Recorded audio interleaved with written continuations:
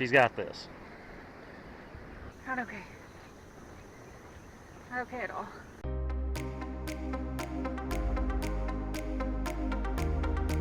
Hey y'all, welcome to another vlog. This week's is going to be a little different. I'm going to share the story of what I did this weekend. It was a little scary and it was challenging for me.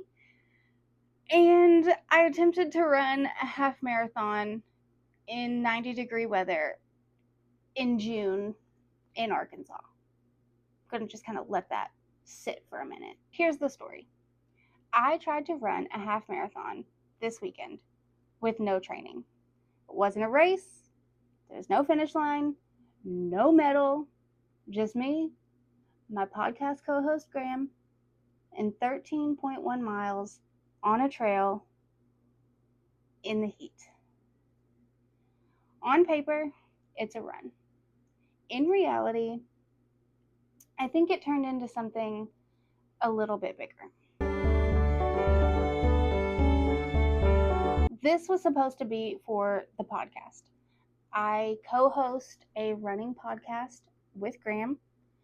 The idea came to make content, to try to get us more listeners, grow the channel, do something for the vlog to get more views on YouTube, and show a different side of the sport that Graham is good at. To be clear, I have only ever walked a half marathon once, just once, in 2024 in March.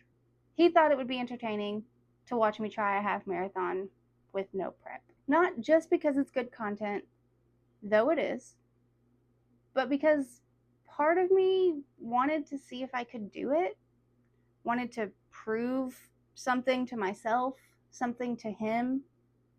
I don't really know what. Maybe it's that I can still do hard things at 35. Maybe that it's just that I'm willing to try something that's hard. The night before, I kept checking my phone, waiting to hear from Graham. I had given him a time frame in my head of he had to call by this time, or else I was just going to assume it was canceled. But then a part of me was hoping that he would say it wasn't going to happen, that it was too hot, just not going to happen. I was nervous. I was dreading it. I knew it was going to be hot and humid and just miserable. But I wasn't going to be the one to cancel. If I canceled, I was going to have to admit that I was scared. And I was going to have to admit that I thought I would fail and that I thought I couldn't do it. I started the run already hoping to quit. I didn't wake up excited. My alarm went off. I hit snooze. I dragged myself out of bed, got ready, packed my bag, packed my running vest, and drove 30 minutes to the trail. On the way to the trail, I blasted my running playlist music to try to fake myself into being ready. But I wasn't. And I knew I wasn't ready.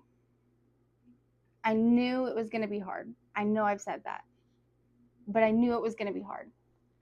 It wasn't even 6:30.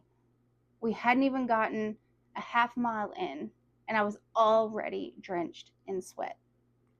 It felt heavy before we'd even hit mile 1. And yet, I kept going. I did intervals for 5 miles.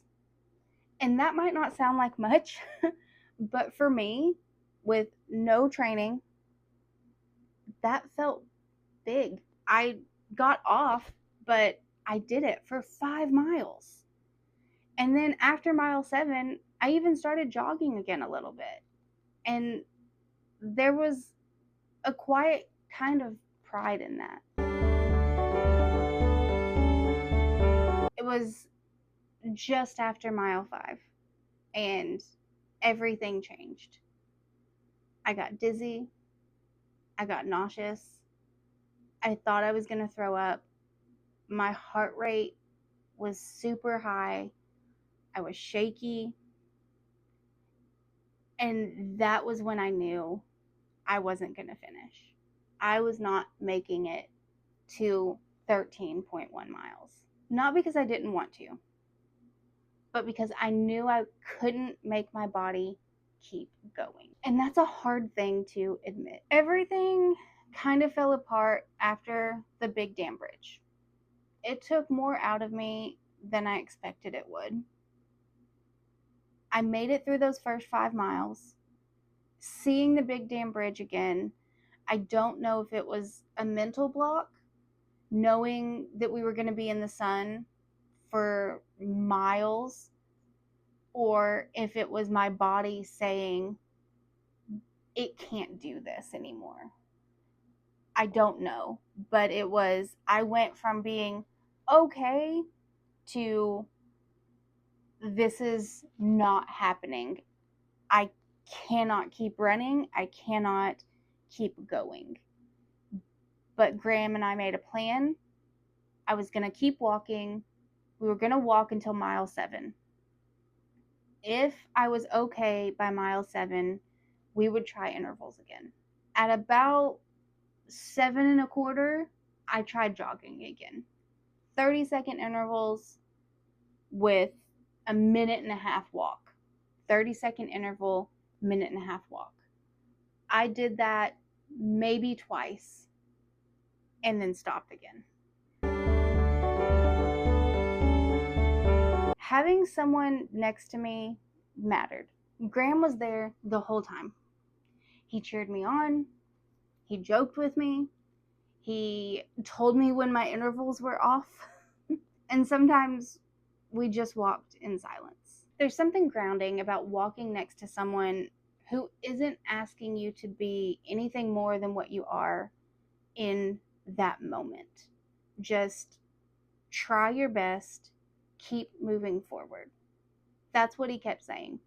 Just, we're still moving. We're still moving.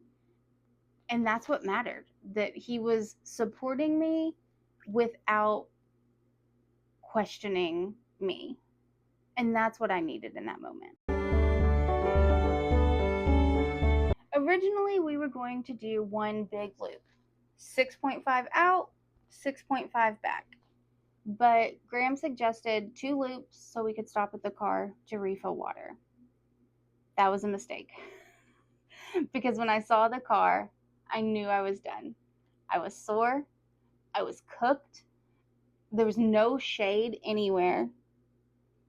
And I didn't want to disappoint myself or disappoint Graham, but I knew I couldn't force myself to go on. I said, I'm done. Graham asked if I was sure. I said yes. We stopped our watches and I immediately went into cool down mode. Ice water, cooling patches, ice packs. My body needed to cool down. And I knew that. I'm happy that I can be aware of my body now at 35 in a way that when I was 25, I would have ignored, because 25-year-old Michelle would have passed out. She would have kept going and would have passed out. 35-year-old Michelle knows it's okay to fail. It's okay to quit while you're ahead. And it's okay to try again, which maybe I'll do not in June. Would I tell someone else to do this? Yes and no. Yes and no. If you're sensitive to heat like I am, no. If you've never run long distances before, no.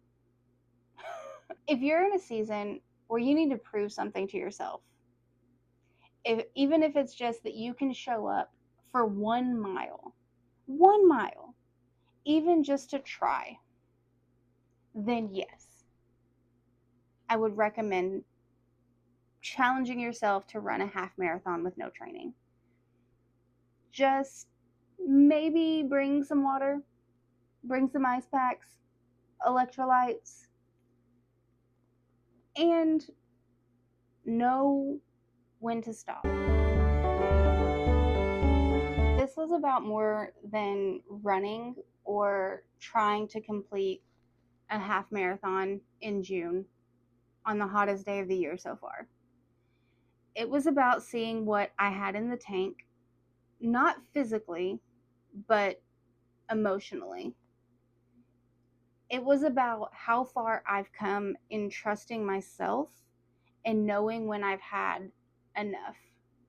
Old me would have never even said yes to trying to run 13.1 miles in June. I said yes, and I said yes to failing. And that feels like growth that I didn't know I was allowed to claim and that I didn't know I had in me. Doing this taught me I'm paying more attention to my body, and I'm willing to take a chance, even if it makes me look like a fool. That feels like growth. And maybe next time I'll make it the whole way or to mile 10. I don't know.